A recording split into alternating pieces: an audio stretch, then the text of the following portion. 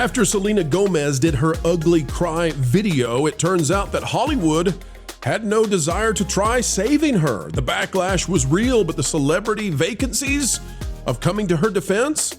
Well, let's just say the movie stars don't have a spine of steel. Folks, today we'll tell you what's behind the sudden loss of moxie with the movie stars and why they don't want to touch the deportations across the U.S. nation.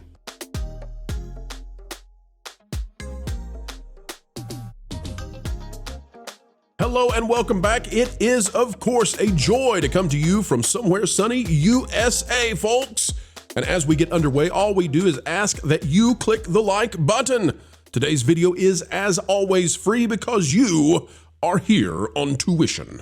No, scholarship. Scholarship, we mean. It had to rhyme, you know. All right, let's talk about Selena Gomez. Let's talk about the fact that the celebrities did not come to her rescue. It's a big conversation with different points of view. Let's dive in together and get smarter right now. All right, well, let's take a look at some screaming that's been happening, and we're going to talk about why I think Hollywood is going silent on the deportation issue. First up, though, folks, we played it before. We'll play it again one more time. Jonas loves these. Let's all watch Selena Gomez, but it's important because we're going to take a new angle today that I think is fascinating. Here we go. I just wanted to say that I'm so sorry. All my people are getting attacked. The children. The children. They don't understand. I'm so sorry. I wish I could do something, but I can't. I don't know what to do. I'll try everything, I promise. Well, it's a good thing she's got $1 billion. She's got some real stuff she can do to help. All right. I want to go, though, to Rasmussen on this. Oh, because, Mark, you were just talking about that Trump is at 50%. And in my estimation, having been a layperson watching politics for a while, seems to me that anything north of 47% is that's a win for the modern age, because it's really hard to achieve anything above that. 50%, I think, is still great. I'm amazed that he went as high as 56%. But I think this is why Hollywood is responding the way they are. They kind of went silent. You'll notice that no celebrities jumped to the aid and the support of Selena Gomez. It's just silence. Like, she comes out and puts out this tearful, sobbing, ugly cry video about the children, and Hollywood was crickets. Like, nobody cared. And this might be why you've got the statistic here on Rasmussen Reports. 57% approve of immigration raids. I've said it before, I'll say it again. I don't think that the vast majority of celebrities actually have principles. I think they have marching orders. And I think that Selena Gomez stepped outside the marching orders because right now it's unpopular to be against these deportations. And so Hollywood, they just stick their finger in the air and say, okay, you know, what's the pulse? And then they're given these outlets to be insane. So like at the Oscars, they get to be insane for one night, and they're going to be insane for one night. But there are other times when they're told, hey, you're costing us big money. And so like when Anthony Mackie or Rachel Zegler have to come out and apologize, that's because they cost some people some yachts, and they don't like to lose their yachts. And so I think that this approval rating for the immigration raids, this is why nobody, and I mean, you don't even have Mark Ruffalo. You don't have Mark Hamill. You don't have the loonies. They're not out there saying, defend Selena, defend her at all costs. She's speaking the truth. Nobody. Mark, is this what's going on? yeah, I think there's a lot there. I would say that we went from a long period of divided political kabuki into a period of mutually assured political destruction. And so just back in George W. Bush, he traced the entire arc. He went up to almost 90% approval and down to like 35. It was really horrible. I think he left office at like 33% in our numbers. You're never going to see that again. I think the fact that Trump is above 50 is incredible, absolutely incredible. In fact, back in 2016, he got less votes than he did this time around, but his approval actually got up to 59% in the first week or two of office. So there were more people willing to give him the benefit of the doubt, but now the battle lines are drawn. Biden was horrible, and he left office in like the low 40s. Like Jimmy Carter is probably dreaming of numbers. So I don't think we're ever going to see that again. And the reason Trump won isn't, in my opinion, because his approval rating got to 50, 51, 52%. It's because things in America are horrible for Americans. And Trump's platform was perfectly selected to appeal to, essentially a populist uprising against the elite kleptocracy that we have ourselves now. As for these actresses and actors, I think the people in charge know that there's a reset and they're not sure what to do. Yeah. I think the actors and actresses, though, I kind of feel sorry for them. It's almost like they joined a club, they committed their entire lives to it. They go to the cult meetings and stand up, and that's their opportunity to virtue signal about how pure they are, how much they invest in and believe in the core tenets of their essentially a new religion. And for the weaker-willed, more emotional thinkers, basically what I think they just found out is that their God isn't real. Yeah. That's the problem. And so I really feel bad for her, but that's what the club that everybody in Hollywood was in. And the people who are in charge of the club are like, what do we do now? They're trying to jumpstart a resistance. That's all they got. And again, I don't like the Nazi Elon Musk stuff. I don't think that's about changing public opinion. Listen, every night on the news, they're going to run negative stories about raids because I think what they're looking for is one optic that'll capture the zeitgeist. But the reason I think they're really doing this is to try to get some life out of their core group of people to try and get nationwide protests like they have BLM or something like that. I don't think it's going to work. Yeah, I think you're exactly right. And I had not thought about that. But this whole thing about the schools, there are a lot of really, really bad individuals who can go hide in a school. And the idea that you can't go get them out of there is crazy because you don't want evil people of any age hiding in a school who don't belong in the United States. But you're exactly right, Mark. I think, they would love to jumpstart the protests like they saw in the Summer of Love by having someone who looks very innocent, right? An innocent looking kid who may have done horrific things, but to have them hauled out by an ICE raid, at a school or a church or whatever, and they get some crime people around that. And boom, you've got the makings of massive societal division. So that's what they're trying to do. Tabitha, let me show you this. This is how it's going though, right? So they're having some missteps in that effort. So Selena, we're not claiming that she's part of any kind of conspiracy in that regard, but here's how this played out. And let's just talk about how different this is than how it has played out in the past. This is out of the Cosmopolitan. It's by Olivia Trafot Wong, and starts off just sharing with what it was she said. But let's go to the aftermath. Selena later deleted the video, sharing a black background with the words, "Apparently, it's not okay to show empathy for people." That message was also reportedly deleted shortly thereafter, likely due to backlash. Here's the image she sent. Okay, so she sends that out. Media personalities on the right, like Tommy Lauren, immediately took to social media to belittle the message. Trolls, including Sam Parker, that's what they're saying, not me. I would not call anyone a troll except for Wilton, said deport Selena Gomez. And then she responded by saying, "Oh, Mr. Parker, thanks for the laugh and the threat." So that's how this played out. This is not a win. She had to delete not only the video, but she deleted her own response to the video and then got into it with people that she would classify as a troll. So this doesn't come across well for her, and it might be a cautionary tale for other celebrities who would weigh in this way. And that's not happened really in the past 4 years. No.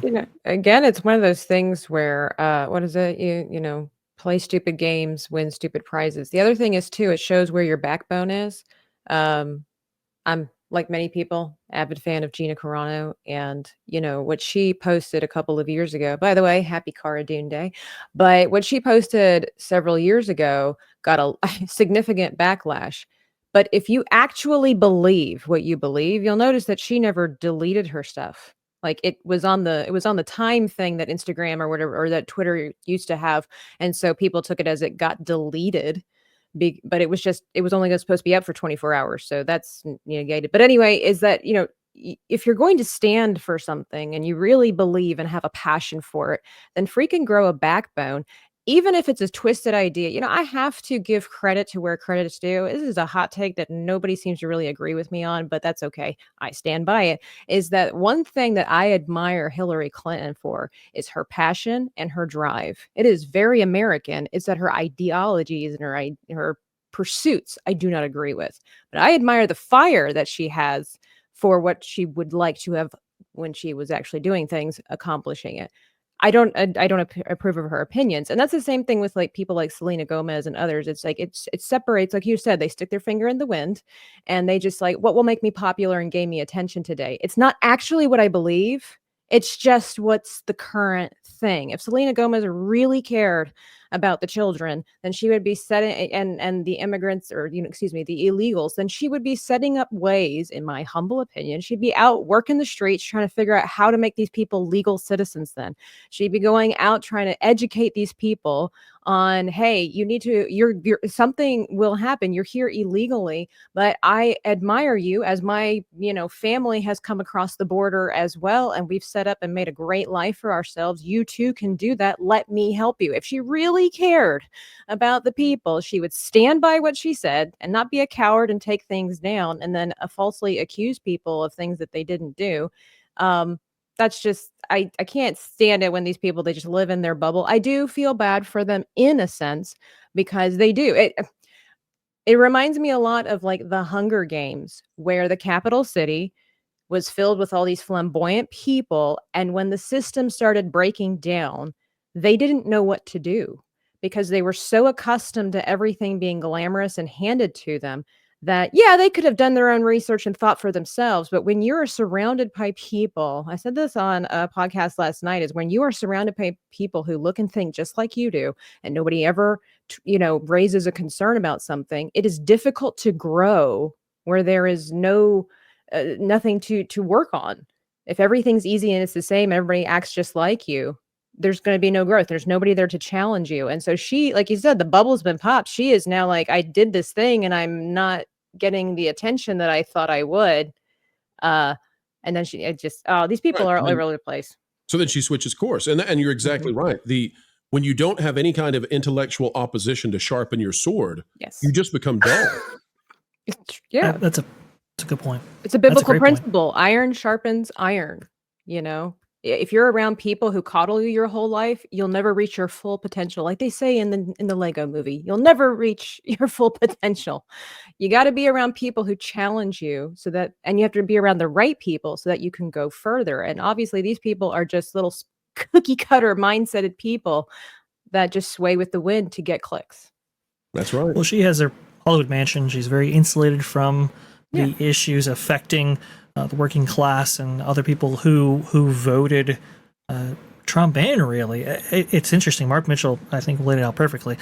Trump's campaign was specifically tailored, or perfectly tailored, towards this issue and others. In fact, the three top issues, I think, for polling during the election cycle was jobs, economy, cost of living, and then number 3 was immigration. That was a huge issue that really kind of set the pace when it came to how these campaigns would actually campaign out there for the presidential election. But I wanted to go ahead and ask Mark about this because I think the reason why Selena isn't getting as much sympathy as maybe she was searching for is because even I think within her community, which I'll get into, the polling has shifted, I think. Mark, I think we talk about crosstabs and it's not just like a 57% approval rating for immigration, but when you look in those crosstabs, you can see the demos and how that all breaks down. I think we've seen a lot of movement or shift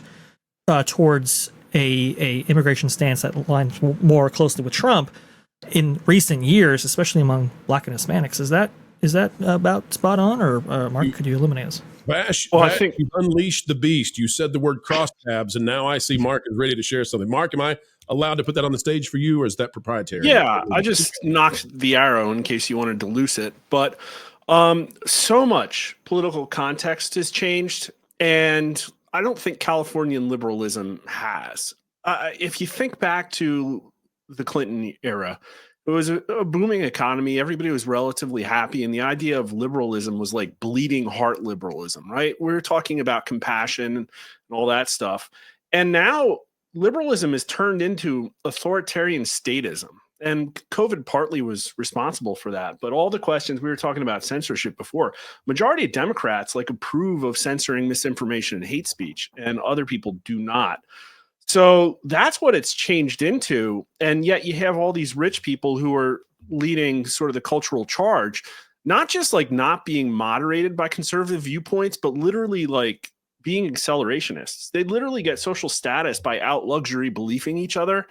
And it just doesn't fit with the culture. And I think partly like them being exposed to social media, then the rabid core left abandoning Twitter, like all of this plays into a situation where nobody wants to hear it out of them. But then sprinkle on top of that the economic context. And, you know, the mouth of the South, Carville, would say it's the economy's stupid.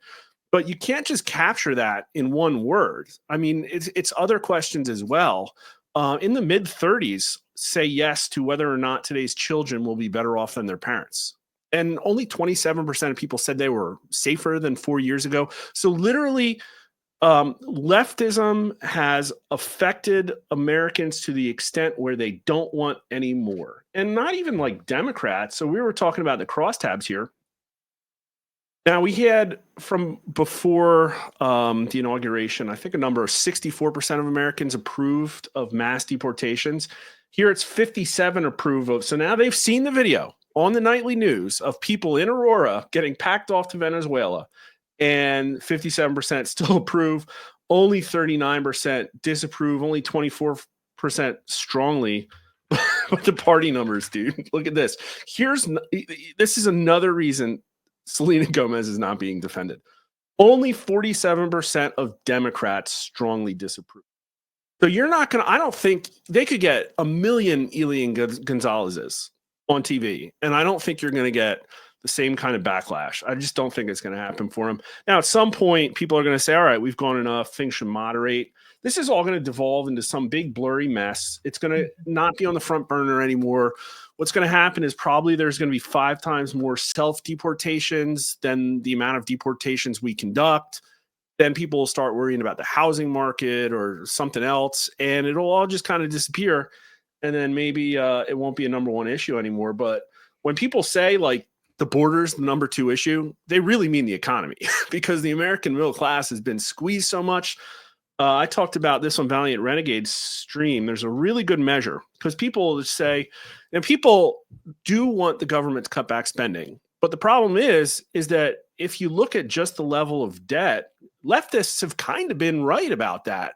The conservatives say, oh, you got to cut back. The dollar's going to collapse. Oh, it's unsustainable. But it kind of has been sustainable for 30 or 40 years, right? Like it hasn't happened, this impending demise of the dollar.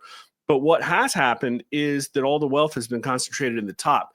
If you measure the expanding government debt in proportion to the median income, that's gone from under 1, like 0.5, 0.6, just back in the early 2000s, I think it was, all the way up to 2.5x. So what that means is that the average middle class income person is almost 5 times less capable of servicing their portion of the per capita GDP. And what has caused that is these massive bipartisan bailout bills. So the middle class has been screwed by the oligarchy. They're really mad about it. That's why Trump's in office. And no amount of kicking and screaming by emotional thinkers is going to stop that. Yeah. And, one of the things I've paid close attention to is that over the last decade, let's say, the ability to come in from the lower class and rise up through the socioeconomic strata is just incredibly difficult. It's become much harder now because let's say that you own a home, okay? Because the cost of living and the cost of owning property rose dramatically post-pandemic. So let's say that you own a home. Well, the value of your home rose commensurate with all the rest of the property increases. And so you can sell that, and as a percentage versus other homes in your range, you still have enough wealth to be able to transfer at least horizontally. Now, the problem is, let's say that you're a 20-year-old, newlywed couple, and you didn't own a home. You've been renting. Well, you didn't have an asset previously. And so because you don't have an asset, you don't have a transfer, you didn't rise up with the rest of society. And what that's done is it's really pushed down from the middle and the lower middle class. It's really pushed down those individuals where they cannot get a leg up because the cost of entry to get a hold of value additive assets is just so difficult, right? It's just, and that's a problem that needs to be solved. That is why, though, to bring it back to entertainment, I think you're going to find very little sympathy for the celebrities who are out there with $1 billion net worth saying, but the children, and whether or not she's being, whether or not she is legitimately feeling that sad or whether it's a projection or acting, set it aside. The average person is not interested in that in this moment because the average person is saying, listen, I'm being killed on rent. I'm sending my kids to a school that I no longer feel is safe. All the money that I'm paying in taxes is going to help people who came here undocumented. And, they're being squeezed in every possible way. And they're not interested in what the hoity-toity celebrities of the day have to say. That's my take on it. Could be wrong.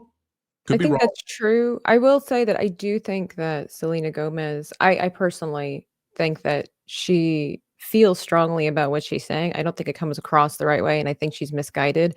But I think maybe it has to do with female instincts or something like that. I do feel for a lot of the people that are here illegally that did come with the intention of making a better life for their family because of the pursuit of the American dream. But it's like the law doesn't care about your feelings. And so the unfortunate circumstance in our country is that we're all led to believe, a lot of people are being led to believe that it's okay. Like if you just change the wording to undocumented immigrant, it takes away that clash, that harshness of justice. So I am inclined to believe that she feels for the people, but she's not saying the right things. It's because, again, like Hollywood is misguided.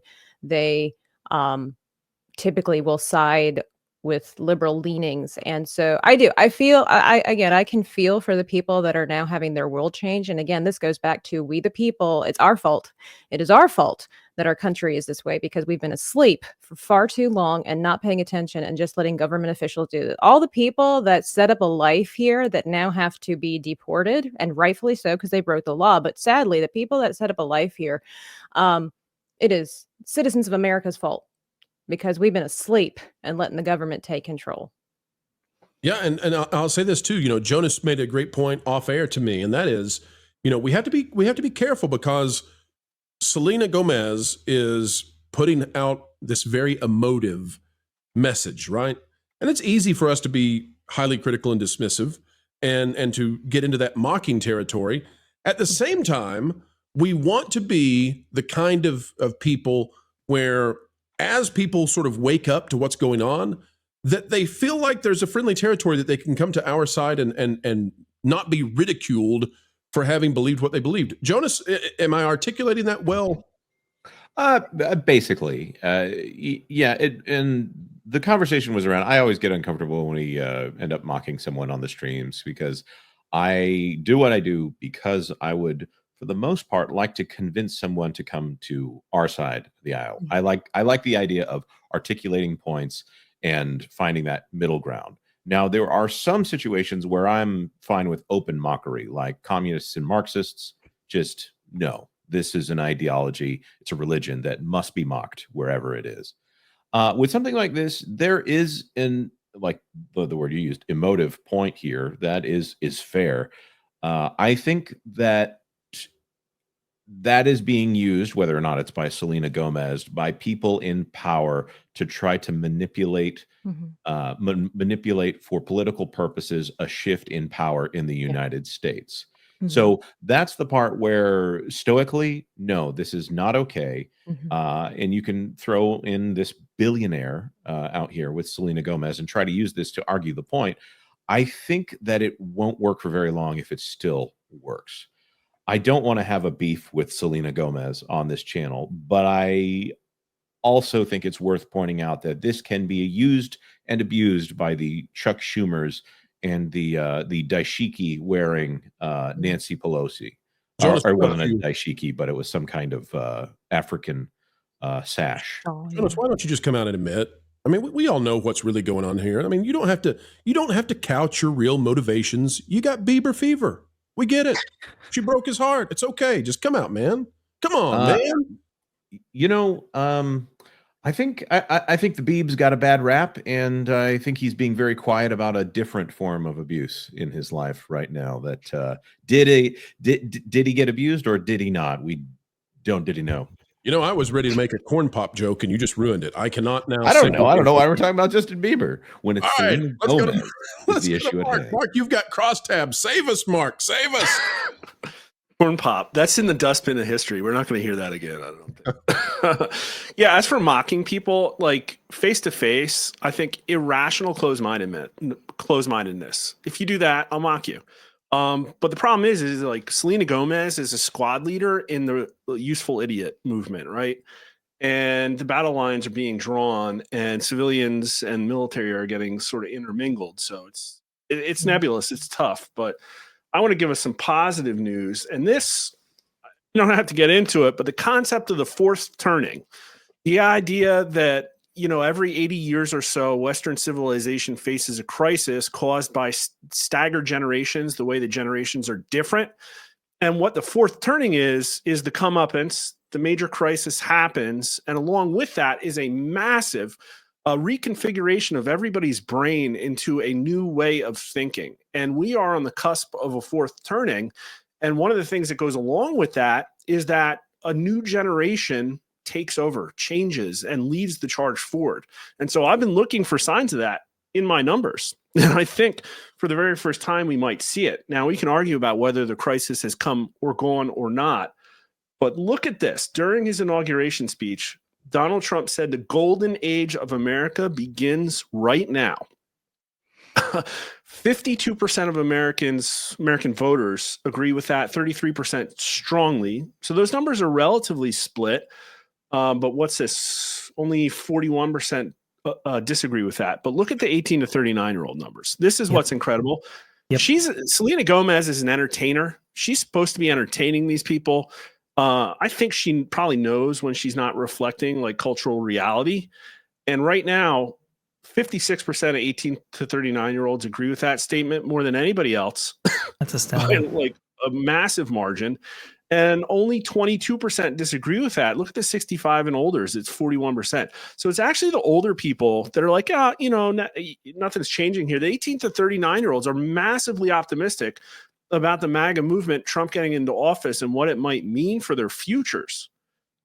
This is absolutely incredible. I think Hillary Clinton won with by 40 or 50 points with 18 to 39-year-olds. So just the amount of change in a decade is absolutely stunning. And Hollywood, I think, has just totally lost the plot. I think a lot of that too is think about it. Pro actually brought up the cost of living and how a lot of people feel disenfranchised, especially of that demo, the 18 to 35, and a lot of people feel that they don't have economic prospects anymore, and that's why they're taking maybe themselves out of the dating pool, and that has tremendous side effects associated with it. So when you see Trump and he's like, "Hey, look, listen, we're going to go ahead and reduce the cost of living, and we're also going to deport many illegal aliens who happen to be here," it's like, well, wait a minute, that's could be a very good thing, because obviously when you have an influx of people looking for homes or rent, obviously that's going to drive the demand up while the supply stays the same or even lessens to some degree. And so it's like, okay, well, if my economic prospects can really be improved by this guy, I'm going to go ahead and jump on the ship. And I think that's why we're seeing just a huge amount of people jump on board that MAGA train, so to speak. And also, too, to bring it back to entertainment, a lot of these same people, these 18 to 35-year-olds, they were fans of franchises. They were fans of entertainment. They were fans of gaming. They had an escape to go back to. But then we had this infestation by these very culturally unsound people, and that stripped them of their little reprieve. So what they do, I think they lashed out at the polls, and I think Mark's analysis is truly spot on. So let me say that earlier in the show, we talked about the importance of iron sharpening iron. And so having reasonable intellectual disagreement is very, very useful, and it can draw out a much higher level of conversation. So I want to welcome in an additional guest that we had not had planned, but once I saw him in the audience, I just knew we need to get his take on all of this, as well as our next topic coming up, which is in regards to what's going on in Los Angeles. Folks from Latino Slant, please welcome in a fan favorite once again. It's Paulie. Paulie, how are you, sir? Good morning. Am I the troublemaker? Am I the guy this morning? You're a valued contributor. Paulie, you've been listening in to our takes on Selena Gomez, and I don't know if you had a chance to hear all of it, but Paulie, you may have a differing opinion that would be of value to us. So please share your thoughts on this situation where celebrities did not rush to the defense of Selena Gomez, and simultaneous to that, we're seeing polling that is pointing towards a popularity for these deportations that might be impacting the way Hollywood responds to them. Oh my God, that's a lot. First of all, I want to say hello to Tabitha. Wonderful to see you.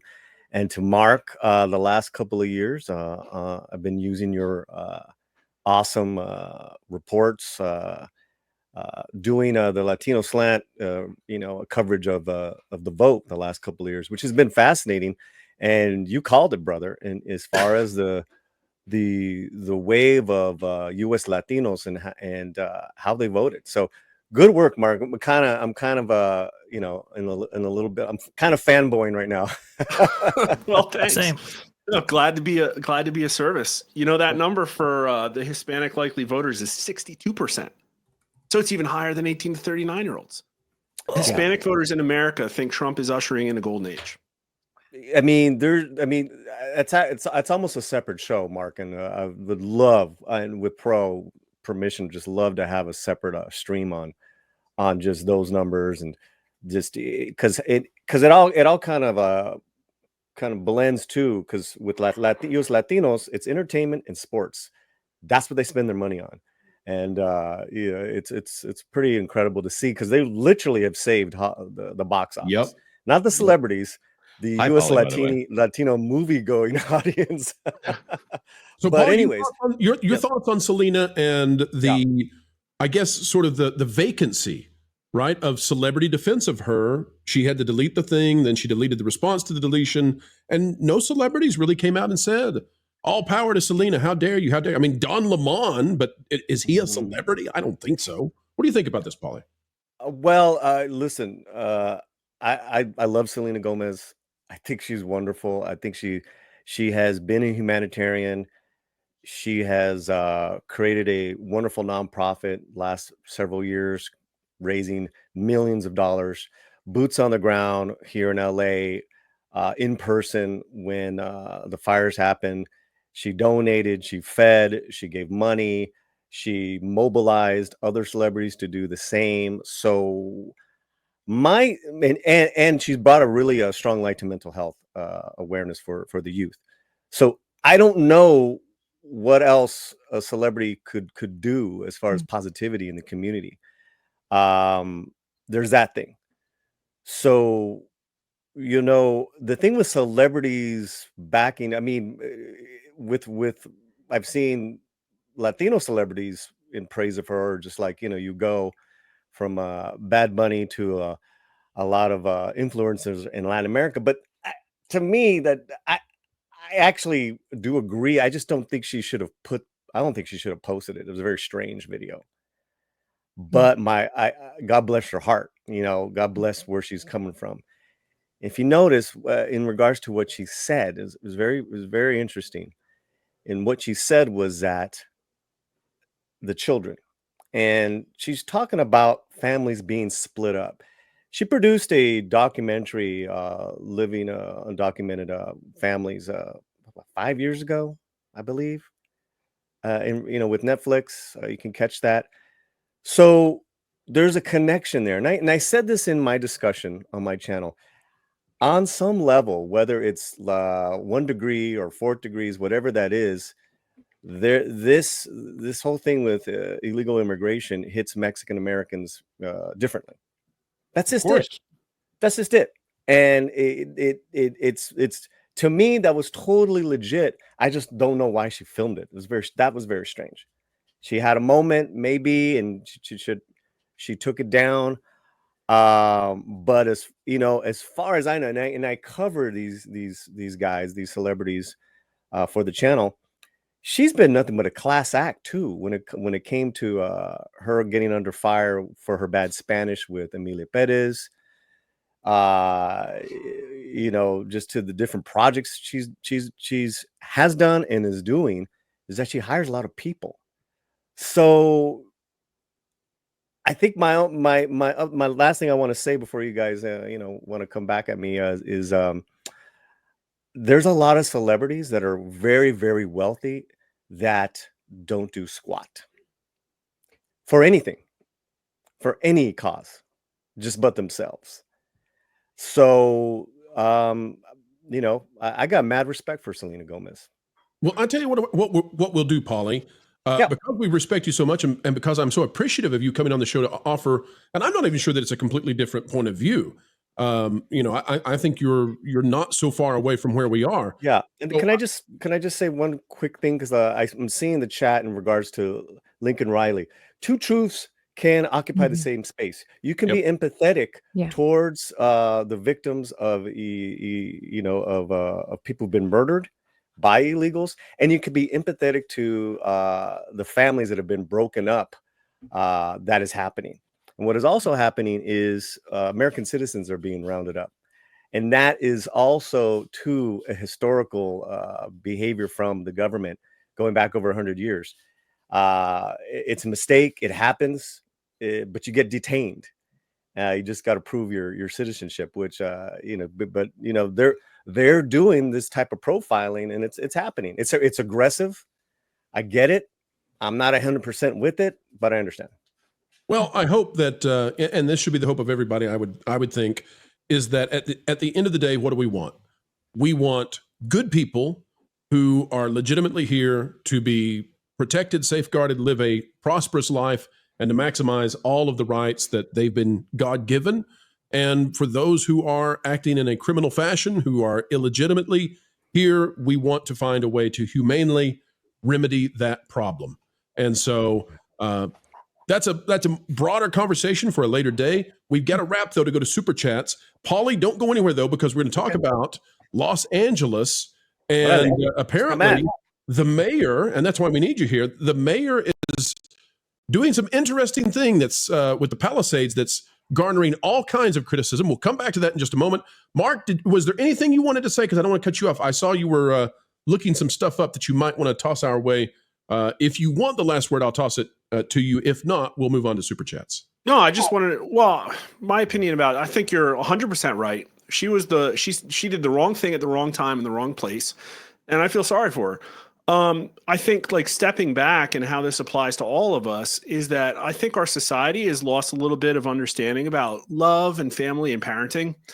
And what I mean to say that is we should be led by moral people who are looking out for the good interests of American citizens. And they should also be moral to people who are not American citizens. But like a parent, there have to be rules, and there has to be order, and there has to be punishment when somebody steps outside the line. Now, I think what we're seeing here is that the kid got spoiled, got out of control, and the parents need to lay down the law.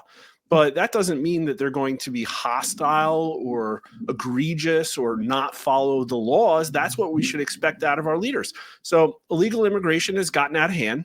They're humans. We should follow the law and get them back. Start with the worst ones, and maybe, you know, things will order themselves. Maybe the kid will figure it out. And, you know, what the problem I see is that there's so many politicians just literally willing to take the absolute worst take and use it as, you know, it's like the parents bickering. Well, no, they should work together to instill order, right? And when you see somebody do something like that, she is taking one of the parents' sides. And that's, you know, like we should come together and say, like, no, the laws need to be followed here and things need to be cleaned up. And so, in my opinion, that's the bad side of what she did. It's like, one of the kids taking the side of a divorced parent when the kid's the problem, right? So, anyways, there's my rant. Having been a parent of 4 kids. There's one thing I'll throw in there as well. We could probably thank the Latino community for 2 things. One of them being the focus on family in the United States. That's something that, regardless of political side, Latino community has been much better about than white liberals. I'll say that. Yeah. And also the pushback against Latinx as well. I think those were 2 key items in the culture war that don't get brought up enough. I have despised the Latinx thing because it truly is liberal grammatical colonialism. Like, it's flat out. The X doesn't work inside the Spanish language. Give me an O, give me an ah, but X doesn't work. So, we must bid adieu for now. But folks, I encourage you, if you enjoyed this kind of video, well, we have plenty more and more on the way every single day. We do it for you. Check out the WDW Pro Channel and go click on videos. You can see the most recent ones and enjoy all the stuff we're talking about, and hopefully give us some feedback, because we would love to cater what we're doing for you. You are the consumer. You are our valued guest. It's how entertainment companies once upon a time treated the people who bought their stuff, and we're still doing it here.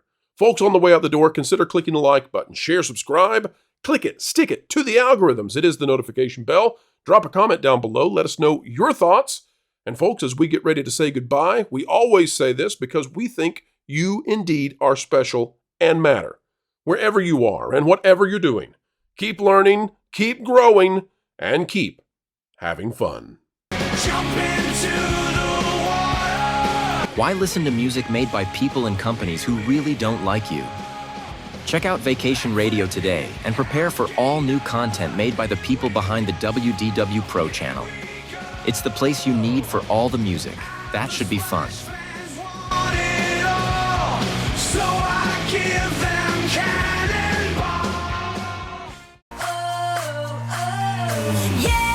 Hundreds of songs, every genre you can imagine. Listen live on YouTube and enjoy a set list that's always sunny. It's Vacation Radio.